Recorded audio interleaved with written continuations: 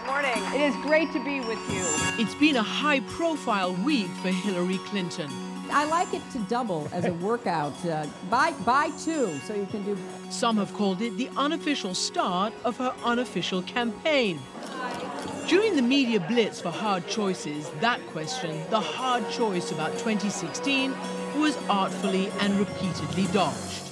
You know, I'm going to decide when it feels right for me to decide. If I ever decide to do it, I will let you all be the first to know. I think the voters have the right to choose whoever they want. Hillary! Hillary! But for a woman who many expect will run for president, every answer, every word is put under the microscope.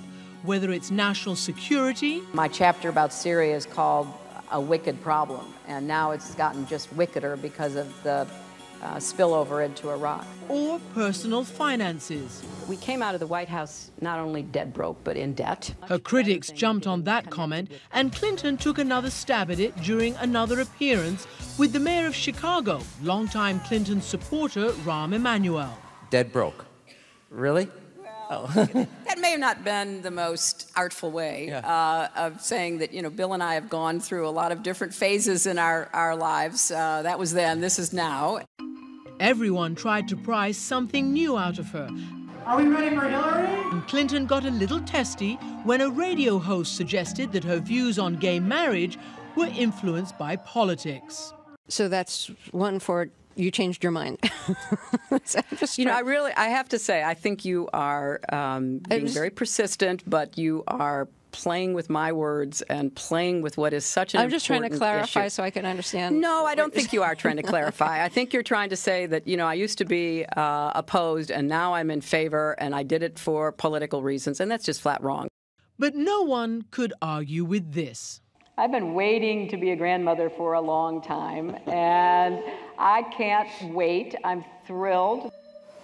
The former Secretary of State has famously flown nearly 1 million miles to 112 countries, trying to restore broken relationships with world leaders. But it's her relationship with her own leader that seems to provoke the most curiosity. You talked about the ideas of the Republicans. I didn't talk about Ronald Reagan. The once heated opponents became working partners. She's an American of tremendous stature who will have my complete confidence. Clinton says she refused the job of Secretary of State several times before she eventually accepted.